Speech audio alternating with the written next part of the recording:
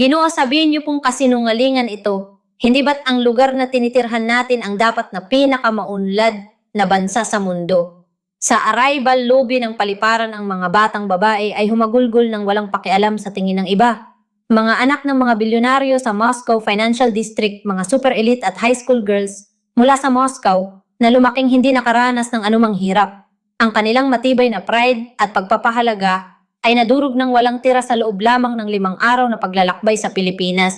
Bakit sila nawalan ng pag-asa? Hindi sa isang kumikinang na lungsod sa Europa kundi sa isang kapuluan sa timog silangang Asya nila nasaksihan kung ano ang tunay na sibilisasyon. Isang bayan kung saan ang mga kababaihan ay maaaring maglakad mag-isa. Kahit hating gabi, walang kalat na mga tren at mga convenience store na nagbibigay ng serbisyong pangmaharlika. Ito ay hindi lamang simpleng kwento ng field trip.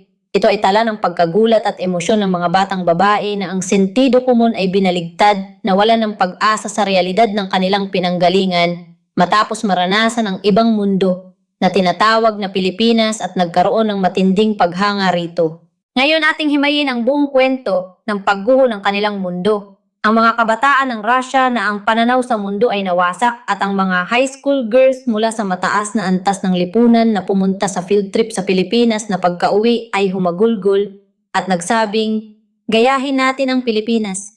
Mga kaibigan, may malaking nangyayari ngayon sa Russia, isang sikat na pribadong paaralan sa gitna ng Moscow. Ang matrikula pa lamang ay umaabot na sa 1.5 milyong rubles, humigit kumulang 3 milyong piso bawat taon. 25 estudyante mula sa paaralang ito ang pumunta sa Pilipinas para sa kanilang field trip noong nakaraang taglagas. Ngunit ang problema ay nangyari pagkatapos nilang makauwi. Ang mga video na ipinost ng mga estudyante sa social media ay umabot sa 1 milyong views at kumalat sa buong Russia. Ang reaksyon ng mga Ruso na nakapanood ng video ay hindi pangkaraniwan. Ganito ba talaga sa Pilipinas? Ganun din. Totoo bang tayo ang maunlad na bansa? Bakit hindi ito magawa ng Russia? Bukod dito, maging ang mga magulang ay tumawag sa paaralan. Gusto nilang ipadala rin ang susunod na field trip sa Pilipinas. Ang gurong tagapayo na may 20 taong karanasan ay nagsabi ng ganito, nakaikot na ako sa 40 bansa pero ito ang unang pagkakataon na ang mga estudyante ay nagkaroon ng ganitong katinding pagkagulat sa Pilipinas.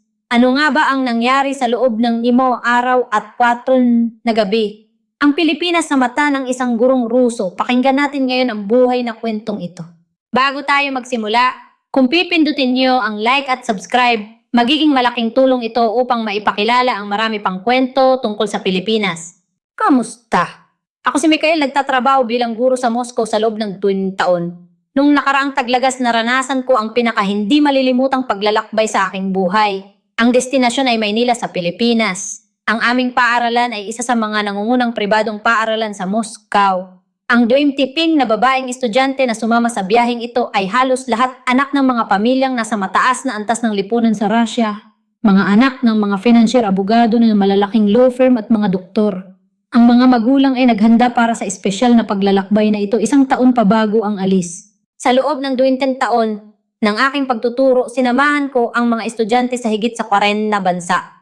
Mula sa malalaking lungsod sa Europa, kultura ng South America hanggang Australia, naranasan ko na ang karamihan sa mga lugar. Kaya sa totoo lang, inakala kong magiging katulad lang din ng iba ang paglalakbay na ito sa Pilipinas.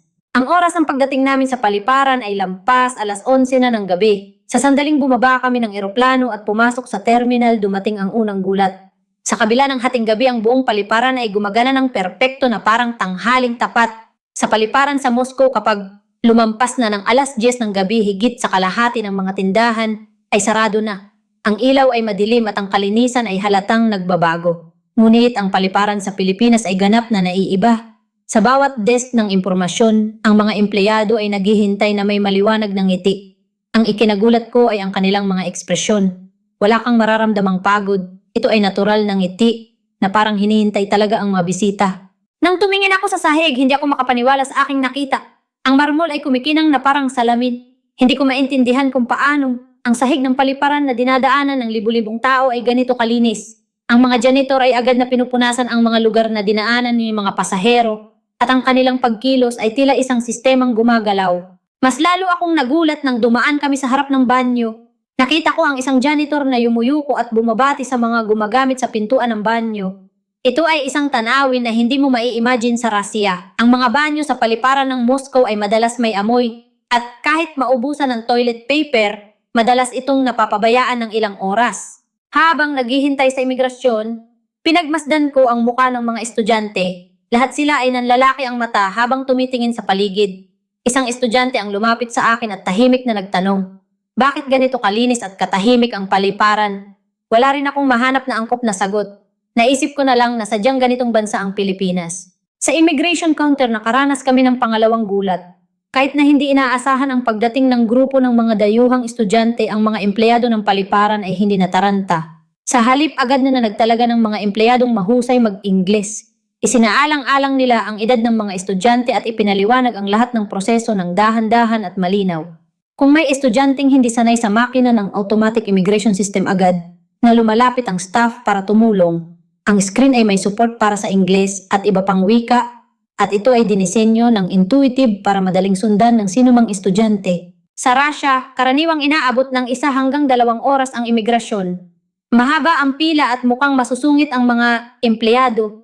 Mahigpit ang mga tanong at minsan ay makakaranas ka ng hindi magandang pakikitungo. Ngunit sa paliparan ng Pilipinas, ang buong proseso ay natapos sa loob ng 15 minuto. Habang papunta para kunin ang mga bagahe, isang malaking electronic bulletin board ang tumambad sa aming paningin. Ipinapakita nito ang lokasyon ng mga bagahe ng real time. Tumpak nitong ipinapaalam kung aling eroplano ang maglalabas ng bagahe, sa anong belt, at kung ilang minuto bago ito dumating. Sa Russia, madalas inaabot ng 1 oras ang paghahanap pa lang ng bagahe. Madalas ay hindi mo alam kung saan ito lalabas at kailangan mo lang maghintay. Ngunit sa paliparan sa Pilipinas, kapag sinunod mo ang instruction, lalabas ang bagahe sa eksaktong oras. Sa sandaling iyon napagtanto ko, hindi lang basta maganda ang paliparan kundi ang buong bansa ay gumagalaw sa ibang paraan. Paglabas ng airport, habang naghihintay ng bus, nagsimulang magbago ang ekspresyon ng mga bata. Ang kaba sa hindi pamilyar na bansa na una nilang naramdaman ay nawala at napalitan ng mga matang puno ng kuryosidad. Sumakay kami sa bus lampas hating gabi na. Ang loob ng bus ay nakakagulat na malinis at komportable ang mga upuan. Napansin ng driver na mga dayuhan kami at magalang kaming ginabayan gamit ang Ingles. Kasabay ng paliwanag na aabutin ng mga 1 oras papuntang Maynila, nakiusap siyang ikabit namin ang seatbelt. Nang umalis ang bus, tumambad ang tanawin sa labas ng bintana. Kahit hating gabi, ang expressway ay maliwanag na naiilawan. Ang bawat poste ng ilaw ay nakatayo sa tamang agwat at ang mga sasakyan sa kalsada ay maayos na dumadaloy. Wala kaming nakitang sumisingit o narinig na busina. Ang mga kalsada sa Moscow sa gabi ay madilim at parang delikado, pero dito ay parang ibang mundo. Pagpasok sa sentro ng Maynila, nagkaroon ng maliit na bulungan sa mga estudyante. Dahil ito sa mga convenience store na nakikita sa labas ng bintana. Kahit hating gabi na maliwanag ang mga ilaw at natural na labas-masok ang mga tao. Sa Moscow, kapag lumampas na ang alas 11 ng gabi, iniiwasan ang pagpunta sa tindahan ng mag-isa. Dahil ito sa paniniwalang delikado. Ngunit sa Maynila, kahit lampas alauna na ng madaling araw, may mga kabataang babae na naglalakad mag-isa sa bayan. Wala kang mararamdamang takot o kaba sa kanila. Naka-headphone at naglalakad ng banayad. Lumalabas galing sa convenience store habang kumakain ng ice cream. Mukhang napaka-natural noon. Isang estudyante ang nagdekwatro ng muka sa bintana habang nakatingin at bumulong. Hindi natin yan magagawa sa Russia kahit kailan. Tama siya. Sa Moscow, ang paglalakad ng babae mag-isa sa kalye ng alas 2 ng madaling araw ay mahirap isipin. Sasakay ka ng taxi o sasama sa kakilala o di kaya'y hindi ka na lang lalabas. Ngunit sa Maynila, ito ay pang-araw-araw na buhay. Habang papalapit sa sentro ng lungsod, nakita namin ang matataas na gusali. Mga opisina na hindi namamatay ang ilaw, makukulay na neon signs. Ang buong lungsod ay hindi natutulog at buhay na gumagalaw. Ang tanawin ng gabi mula sa tulay na tumatawid sa ilog ay nakapipigil hininga sa ganda. Ang mga gusali sa magkabilang panig ng ilog, ang mga ilaw na tumatalbog sa tubig, ay hindi papahuli sa night view ng Moscow City. Hindi ba ka nga mas maringal at moderno pa ang tanawin dito? Ang oras ng pagdating namin sa hotel ay lampas alas 2 na ng madaling araw. Ngunit ang nakakagulat, ang paligid ng hotel ay mukhang puno pa rin ng buhay. Ang mga kainan na bukas 24 oras ay may ilaw at may mga taong nagbabayad sa convenience store. Sinasabing ang Moscow ay lungsod na hindi natutulog, pero iba ang antas nito. Ang hating gabi sa Moscow ay mai-enjoy mo lang kung tatanggapin mo ang panganib, pero ang hating gabi sa Maynila ay tila bukas para sa lahat. Habang nagche-check-in, naranasan namin ang huling sorpresa. Isinaalang-alang ng staff sa front desk ang edad ng mga estudyante at binigyan kami ng mga kwarto sa tahimik na palapag. Detalyado nilang ipinaliwanag ang oras ng almusal kinabukasan at ang mga pasilidad sa paligid. Kahit lampas 2:00 na ng madaling araw, wala ni isang bakas ng pagod at binigyan kami ng taos-pusong pagbati. Sa loob ng elevator paaakyat sa kwarto, nagkatinginan ng mga estudyante. Kahit hindi sabihin, nararamdaman kong pareho kami ng iniisip. Mula airport hanggang hotel pa lang ang napuntahan namin. 1 oras lang na biyahe. Pero pakiramdam namin ay nasa lugar na kami na ibang-iba sa mundong aming kinagisnan. Nang gabing iyon, hindi ako makatulog. Hindi ko ma-imagine kung ano pang mga bagay ang makikita namin sa bansang ito sa mga susunod na araw. Makalipas ang ilang oras, ang ilang estudyanteng hindi makatulog dahil sa jet lag ay nagsimulang mag-ingay sa hallway. Gutom na daw sila. Pagtingin ko sa orasan, lampas 6:00 na ng umaga. Sa totoo lang, namroblema ako. Ang paghahanap ng bukas na kainan ng madaling araw ay hindi madali sa kahit anong bansa. Sa Moscow, mahihirapan kang humanap ng maayos na makakainan ng 6:00 ng umaga. Ang almusal sa hotel ay 7:00 pa at hindi ko pwedeng paghintayin ng 1 oras ang mga gutom na bata. Tinanong ko sa front desk ng hotel kung may malapit na kainan na maagang nagbubukas. Tumawa ng maliwanag ang staff at sumagot. Meron daw 24 oras na kainan sa kabilang kanto lang. Hindi ako makapaniwala na posible palang kumain ng ganito kaaga. Lumabas ako ng hotel kasama ang 7 estudyante. Malamig ang hangin ng madaling araw pero gising na ang bayan. Mga taong nagjo-jogging, mga empleyadong nagmamadaling pumasok at mga kabataang lumalabas ng convenience store dala yung kape. Ang lungsod ng Maynila ay gumagalaw na kahit madaling araw pa lang. Pagbukas namin ng pinto ng kainan, sumalubong sa amin ang mainit na hangin at amoy ng pagkain. May ilang customer na rin kumakain. Isang Ginoo na tahimik na kumakain mag-isa habang nagbabasa ng dyaryo. Isang babae na may ginagawa sa laptop. 2 empleyadong mukhang pagod marahil ay galing sa overtime. Nakakamangha na ganito kanatural na tumatakbo ang kainan ng 6:00 ng umaga. Nang makita ko ang menu, nanlaki ang mata ko. Dahil ito sa presyo. Ang pandesal at kape ay mura lang at ang tapsilog, kanin, baka at itlog ay nasa 150 piso.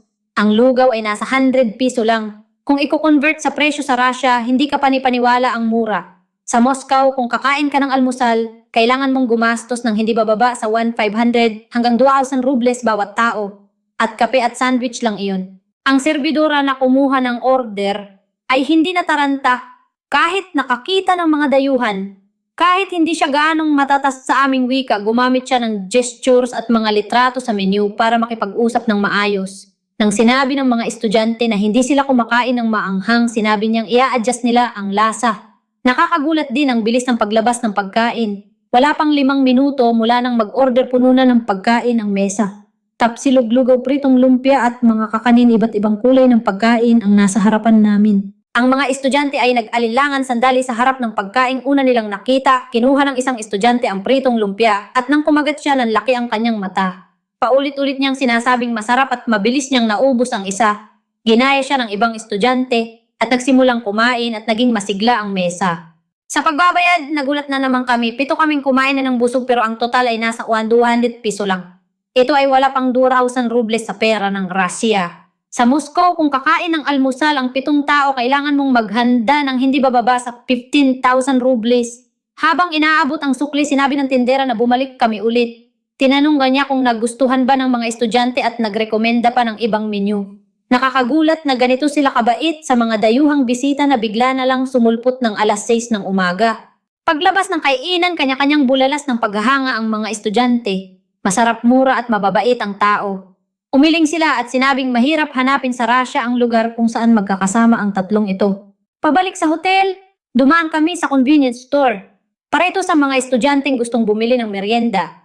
Pagpasok sa loob ng convenience store, bumukas na naman ang panibagong mundo. Kahit madaling araw, maayos ang pagkakadisplay ng mga paninda na parang sa department store at siksik ang mga estante. Ang mga tindahan sa Russia ay madalas masikip, madilim at kulang sa paninda. Sa gabi, nagsasara sila ng ilang parte dahil sa takot sa nakawan. Ngunit ang convenience store sa Pilipinas ay ganap na iba. Mas lalo kaming nagulat sa mga pwedeng gawin sa convenience store. Hindi lang pagbebenta ng gamit, pwede ring magpadala ng package, magbayad ng bills, at mag-bank transaction. Namangha ang mga estudyante at kung ano-ano ang tiningnan. Nagkagulo ang mga estudyante nang makita nila ang mga flavored milk at yogurt drinks.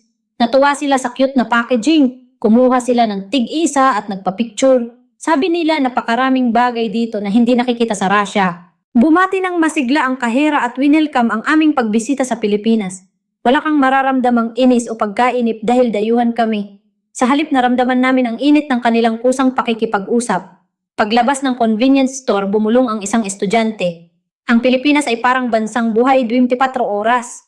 Nakakainggit daw na anumang oras ay mareresolba mo ang kailangan mo. Sa Russia kapag linggo ay maraming tindahan ang sarado pero dito ay gumagalaw ang lahat kahit madaling araw. Pabalik sa hotel muli akong humanga sa kalinisan ng kalsada. Wala kaming nakitang kahit isang kalat. Nakita namin ang mga Metroid na nagwawalis ng kalsada. Ang buong lungsod ay gumagalaw ng organiko na parang isang buhay na nilalang. Pagdating sa lobby ng hotel, isa-isa na ring nagigising ang ibang estudyante. Nang makita kaming galing sa labas, tinanong nila kung saan kami galing. Nang ikwento namin ang tungkol sa almusal, nainggit sila at sinabing isama raw namin sila sa susunod. Hanggang sa oras na yon, simula pa lamang ito. Ang tunay na nakakamangha ay mangyayari pa lang pagkatapos nito. Alas 9 ng umaga nagsimula ang aming formal na schedule. Ang unang destinasyon ay ang parke sa tabi ng ilog. Ito ang lugar na inirekomenda ng staff ng hotel kung saan pinakamagandang makita ang araw-araw na buhay ng mga mamamayan. Nagpasya kaming sumakay ng tren, MRT, LRT papunta doon. Para sa mga estudyanteng Ruso, ang pampublikong sasakyan ay hindi pamilyar na karanasan. May subway din sa Moscow, ngunit karamihan sa mga estudyante ay gumagamit ng kotse ng magulang o taxi at halos hindi sumasakay ng tren dahil ito sa paniniwalang delikado. Pagpasok sa istasyon ng tren, napasigaw sa tuwa ang mga estudyante. Napakalinis kasi ng loob ng istasyon. Ang sahig ay makintab at walang mantsa ang mga pader. Presko rin ang hangin. Nasa ilalim man o taas ng lupa, walang masamang amoy. Pumasok sa isip ko ang itsura ng subway sa Moscow. Madilim, mamasa-masa at may mga daga na tumatakbo. Ibang dimensyon ang narito. Sinasabing dahil luma na ang pasilidad sa Moscow kaya hindi may iwasan, pero nang makita ko ang tren sa Pilipinas, naisip kong palusot lang iyon. Sumakay kami sa escalator pababa sa platform. Kahit malalim ang binabaan, maayos ang ventilasyon kaya hindi ramdam na nasa ilalim ng lupa. Panay ang tingin at kuha ng litrato ng mga estudyante. Pagdating sa platform, nakapila ang mga tao habang naghihintay. Nakatayo sila ng maayos sa dalawang linya ayon sa marka sa sahig. Walang nagtutulakan o sumisingit kahit isang tao. Nagulat kami ulit nang makita ang electronic bulletin board. Nakalagay kung ilang minuto at segundo bago dumating ang susunod na tren. Tiningnan ng estudyante ang relo para kumpirmahin at dumating ang tren sa eksaktong oras. Sa subway ng Moscow, hindi mo alam kung kailan darating ang tren. Akala mo hindi na darating matapos maghintay ng 10 minuto tapos biglang dadating ang tatlong magkakasunod. Kaya hindi naniniwala ang mga taga-Moscow sa oras ng subway. Ngunit sa Pilipinas, sinusunod ang oras hanggang sa segundo. Pagbukas ng pinto ng tren, kahanga-hanga ang kilos ng mga tao. Tumabi sila sa gilid para sa mga bababang pasahero. Pagkababa ng lahat, maayos silang sumakay. Walang nagtulakan o nag-away. Sa Moscow subway, digmaan kapag bumukas ang pinto. Naghahalo ang mga bababa at sasakay at may nagsisigawan pa. Hindi bihira ang mga awayan. Ang mga estudyanteng sanay sa ganoong tanawin ay nawalan ng salita sa kaayusan ng tren sa Pilipinas. Pagpasok sa loob ng tren, malinis din ito. Walang vandalism sa upuan at walang kalat sa sahig. Kumikinang ang mga hawakan. Tamang-tama ang aircon kaya komportable at hindi maingay kaya madaling mag-usap. Isang estudyante ang nakatuklas ng nakakagulat na bagay. May internet connection sa loob ng tren. Parang normal na bagay lang pakinggan, pero sa subway ng Moscow hindi mo ito mai-imagine. Sa loob ng tunnel, putol ang signal. Agad na nagpadala ng litrato ang mga estudyante sa kanilang pamilya. Pagdating sa destinasyong istasyon at pag-akyat sa lupa, muling napasigaw sa tuwa ang mga estudyante nang bumungad ang malaking ilog. Malawak na ilog parke sa magkabilang panig at mga gusaling natatanaw sa malayo. Pagpasok sa parke, nakita namin ang araw-araw na buhay ng mga mamamayan. Mga nagjo-jogging, nagbibisikleta. Nakakamangha na maraming tao ang nag-eehersisyo kahit umaga ng weekday. Ang pinakatumatak sa amin ay ang mga pampublikong kagamitan sa ehersisyo na nakalagay sa tabi ng ilog. Nagulat ang mga estudyante nang makita ang sign na libre itong gamitin ng kahit sino. Sa Russia, kung gusto mong mag-ehersisyo, kailangan mong magbayad sa gym. Madalas ay lampas 10,000 rubles ang buwanan. Ngunit dito, libreng makakapag-ehersisyo ang mga mamamayan. Isang lolo ang gumagamit ng equipment, isang estudyante ang naglakas loob lumapit. Hindi sila nagkaintindihan sa salita kaya gumamit sila ng gestures pero tumawa ng maliwanag ang lolo at itinuro kung paano gamitin ang equipment.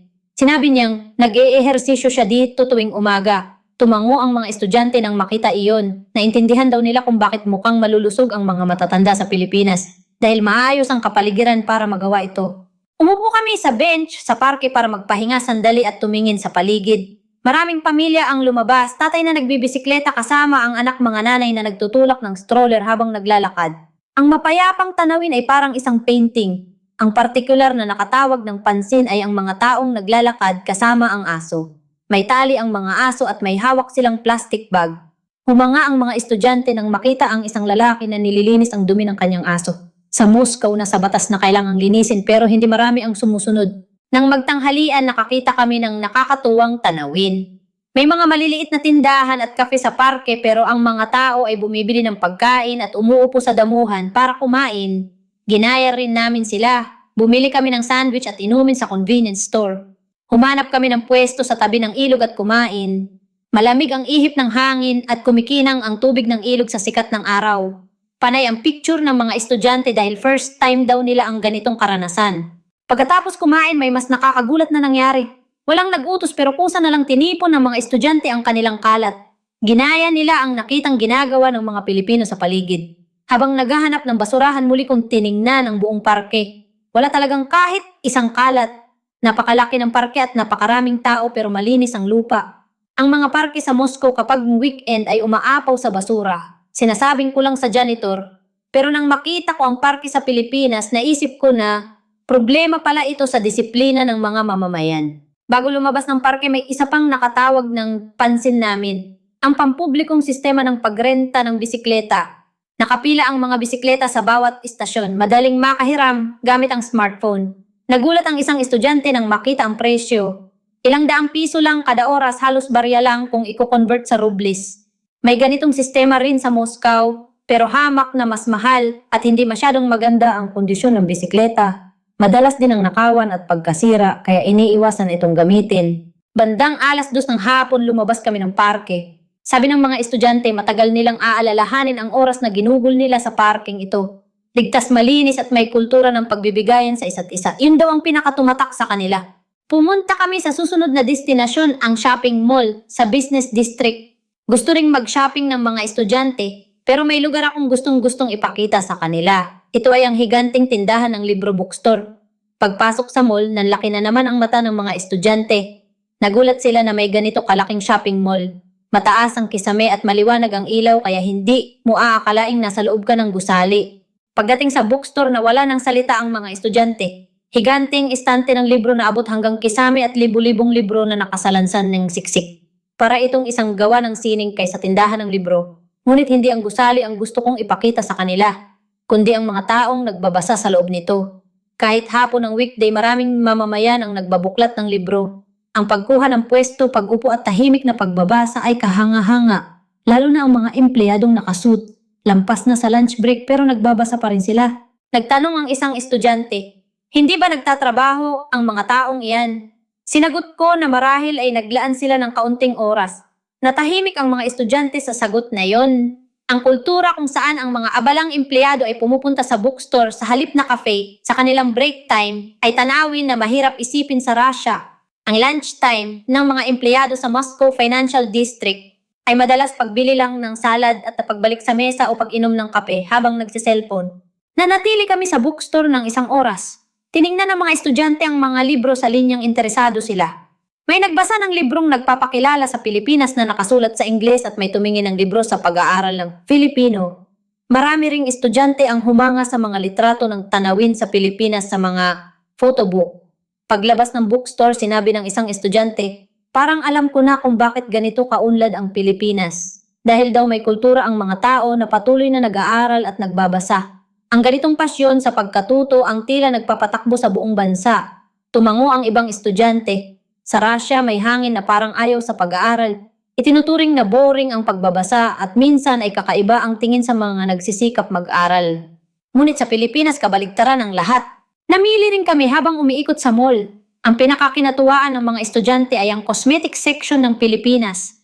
Sikat din sa Russia ang kalidad ng cosmetics ng Pilipinas kaya tuwang-tuwa ang mga estudyante na mag-test ng kung ano-ano. Humanga rin sila sa serbisyo ng mga tindera. Nagre-rekomenda sila ng produktong bagay sa skin type at detalyadong itinuturo ang paggamit. Mahirap maranasan ang ganitong antas ng serbisyo sa mga tindahan sa Russia. Karamihan sa mga tindera ay walang pakialam o tamad. Nang gumagabi na lumipat kami sa lugar ng mga kabataan gaya ng BGC o poblasyon. Gusto ko kasing ipakita ang kultura ng mga kabataan sa Pilipinas. Pagbaba ng sasakyan, sumalubong sa amin ang masiglang atmosfera. Tunog ng musika, tawanan ng mga tao at makukulay na signboard. Ang bayan ay parang venue ng isang festival. Paglabas sa kalye, nakita namin ang street performance. Sumasayaw ang mga kabataan kasabay ng musika. Perpekto ang kanilang choreography. Maniniwala kang profesional silang dancers. Pagkatapos ng performance, pumalakpak ang mga nanonood. May ilan na naglagay ng pera sa sombrero. Nagpasalamat ang mga performers. Humanga ang mga estudyante. Hindi sila makapaniwala na ganito kataas ang antas ng street performance. May mga street performer din sa Moscow. Pero karamihan ay hindi ganito kataas ang antas at madalas ay marumi ang paligid. Minsan ay nadudukutan ka habang nanonood kaya iniiwasan ang matagal na pagtigil. Ngunit ang lugar na ito ay ligtas at malinis. Kampante kaming nag-enjoy sa performance. Sa paglalakad din nakita namin ang flea market o tiangge. Nagbebenta ng mga gawang kamay na obra ang mga batang artist. Mula sa accessories hanggang handicrafts, bawat isa ay puno ng personalidad. Tumigil ang mga estudyante sa isang booth. Mga hikaw na nagbibigay ng modernong interpretasyon sa tradisyonal na disenyo ng Pilipinas. Ipinaliwanag ng tindera sa Ingles. Pinagsama raw niya ang tradisyon ng Pilipinas at modernong estilo. Bumili ang ilang estudyante. Magiging espesyal daw itong souvenir. Sa ibang booth, nagbebenta ng mga gawa sa calligraphy baybayin. Ang magagandang letra na isinulat gamit ang brush ay nakadisplay. Humanga ang mga estudyante sa ganda ng mga letra. Isang estudyante ang nakiusap na isulat ang pangalan niya sa baybayin. Malugod itong isinulat ang artist. Balita ko hanggang ngayon ay nakadisplay sa kwarto niya ang obrang iyon. Habang umiikot sa flea market, nag-usap-usap ang mga estudyante. Nakakainggit daw na may espasyo ang mga batang artist para malayang makakilos. Bihira ang ganitong oportunidad sa Russia. Kung gusto mong gumawa ng art activity sa Moscow, napakalaki ng gastos. Mahal ang upa kaya mahirap mag-survive para sa mga batang artist. Ngunit dito may pundasyon para mailabas ng mga kabataan ang kanilang talento. Sabi ng mga estudyante, patunay ito na sinusuportahan ng Pilipinas ang kultura at sining. Tumigil kami sa harap ng isang kakaibang cafe. Nakaagaw pansin ang interior na pinaghalo ang vintage furniture at modernong ilaw. Gustong pumasok ng mga estudyante kaya pumasok kami. Mas espesyal ang loob ng cafe. May mga likhang sining sa pader at puno ng libro ang isang bahagi. Hindi lang ito lugar para magkape kundi lugar para mag-enjoy ng kultura. Habang naghihintay ng inumin, pinagmasdan ko ang paligid. Maraming kabataan ang may nakabukas na laptop at seryoso sa ginagawa. Mga estudyanteng nag-aaral, freelancer na nagtatrabaho at mga nagbabasa ng libro. Ang cafe ay nagsisilbing pangalawang opisina. Humanga ang isang estudyante. Nakaka-impress daw na ganito kasigasig gumawa ng kung ano ang mga tao sa cafe. Sa mga kape sa Russia, karamihan ay nagdadaldalan lang o nagse-cellphone pero iba raw ang mga kabataan sa Pilipinas. Sumang-ayon ako. May mararamdaman kang parang pasyon mula sa mga kabataan ng Pilipinas. Ang kagustuhang may maabot ang pagnanais na lumago ay mababasa sa kanilang mga mata. Ang enerhiyang iyon ang tila nagpapatakbo sa bansang ito. Nang sumapit ang gabi, mas lalong sumigla ang bayan. Bumukas ang mga neon lights at lumakas ang tugtog. Lumabas ang mga tao mula sa mga kainan at inuman at pinuno ang kalsada. Ang mga estudyante ay lubusang nahulog sa ganitong atmosfera. Pumunta kami sa Ihawan BBQ Restaurant para maghapunan. Gusto raw kasing maranasan ng mga estudyante ang Filipino-style barbecue. Pagpasok sa kainan, amoy ang usok ng iniihaw na karne. Tinuruan kami ng mabait na empleyado kung paano mag-ihaw. Noong una ay nag-aalangan pa ang mga estudyante pero nasanay din agad. Natutunan nilang balutin ang karne sa gulay at isubo ng buo at paulit-ulit na sinabing ang sarap. Sa pagbabayad, nagulat na naman kami. Piding tao ang kumain ng busog pero nasa 400 piso lang bawat tao. Kung kakain ka ng ganitong level ng barbecue sa Russia, kailangan mong maghanda ng 10,000 rubles bawat tao. Umiling ang mga estudyante at sinabing hindi ka panipaniwala.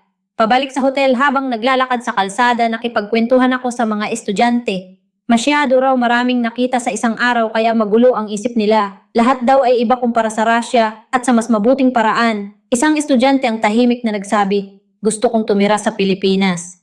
Kalahating biro pero seryoso ang kanyang ekspresyon. Mukhang ganoon din ang iniisip ng ibang estudyante. Dumating ang huling umaga. Mas maagang gumising ang mga estudyante kaysa karaniwan para mag-impake. Kailangan na kasi naming pumunta sa airport ng hapon. Pagkatapos mag-almusal, nagpasya kaming pumunta sa isang tourist spot para sa huling schedule. Kayang lakarin mula sa hotel. Dahan-dahang naglakad ang mga estudyante na parang gustong itatak sa isip ang huling itsura ng Maynila. Kinunan nila ng litrato ang bawat sulok ng bayan at pinagmasdan ang mga taong dumadaan. Pagdating sa destinasyon, marami ng tao. Nakahilera ang mga tindahan ng souvenir, damit at accessories. Kuminang ang mata ng mga estudyante. Ang mga babae ay dumiretso sa bilihan ng cosmetics. Sikat din kasi sa Russia ang ganda ng produktong Pilipino. Pagpasok sa tindahan, binati sila ng tindera sa Ingles. Magandang nakadisplay ang mga produkto. Tiningnan ng tindera ang balat ng bawat estudyante at nagrekomenda ng produkto. Itinuro din ang detalyadong paggamit. Nat-touch ang mga estudyante sa ganitong level ng serbisyo. Mahirap itong maranasan sa mga tindahan sa Russia. Isang estudyante ang bumili ng isang bag na puno ng produkto. Hindi lang para sa kanya kundi regalo rin sa nanay, ate at mga kaibigan. Kontento siya dahil makatwiran ang presyo at maganda ang kalidad. Bumili kami ng merienda sa food stall. Natulala ang mga estudyante ng matikman ang turon at banana Q. Nahumaling sila sa matamis at mainit na lasa. Tumawa sila nang malaman na saging ang nasa loob nito. Pumasok kami sa souvenir shop. Ang mga tradisyonal na produkto ng Pilipinas ay ginawang moderno. Mula sa manika na naka-Filipina na tradisyonal na pamaipay hanggang sa damit na may nakasulat na Filipino, pinili ng mga estudyante ng buong puso ang mga regalong iuuwi. Binigyan ng discount ng may-ari ang mga estudyanteng dayuhan. Nagpasalamat siya sa pagbisita sa Pilipinas. Natouch na naman ang mga estudyante sa init na iyon. Naramdaman daw nila ang puso ng mga Pilipino. Nananghalian kami ng rice toppings tulad ng lechon kawali rice. Puno ng turistang dayuhan ang kainan. May litrato at English description sa menu kaya madaling mag-order. Paglabas ng pagkain, humanga ang mga estudyante. Ang karne ay nakatambak na parang bundok at para itong isang obra. Lahat ay nahumaling sa malutong na texture at manamis-namis na sauce. Pagkatapos kumain, dumaan kami sa isang lumang simbahan, Intramuros. Namangha ang mga estudyante sa karangalan ng lumang gusali. Pumasok kami sandali at tahimik na umupo. Mapayapang oras iyon. Umupo kami sa hagdan sa harap ng simbahan para magpahinga at magkwentuhan. Binalikan ng mga estudyante ang karanasan ng nakalipas na araw. Higit pa raw sa inaasahan nila ang naging karanasan. Wala akong alam tungkol sa Pilipinas pero ngayon ito na ang paborito kong bansa. Tahimik na sabi ng isang estudyante. Siguradong babalik daw siya at gusto niyang tumigil ng mas matagal. Tumango ang ibang estudyante. Lahat ay sumang-ayon na napakaikli ng ilang araw. Pagdating ng hapon, bumalik kami sa hotel. Kinuha ang mga bagahe at sumakay sa bus papuntang airport. Kahit mabigat ang mga bit-bit na shopping bag, maliwanag ang mukha ng mga estudyante. Ang mga binili nila sa Pilipinas ay magiging mahalagang alaala, sabi nila habang tumatawa. Nang umalis ang bus, tumingin ang mga estudyante sa labas ng bintana. Tila pilit nilang itinatatak sa isip ang itsura ng Maynila na nadadaanan. May bumulong ng mahina. Babalik ako, siguradong babalik ako. Dumating kami sa airport. Ito ang lugar kung saan kami unang tumapak ilang araw na ang nakararaan. Ngunit ang puso ng mga estudyante ay ganap nang nagbago. Ang unang kuryosidad ay nawala at napalitan ng lungkot ng pamamaalam. Bumati kami sa staff habang nag-check-in. Sinabi namin na napakaganda ng oras namin sa Pilipinas. Ngumiti ang staff at sinabing bumisita kami ulit.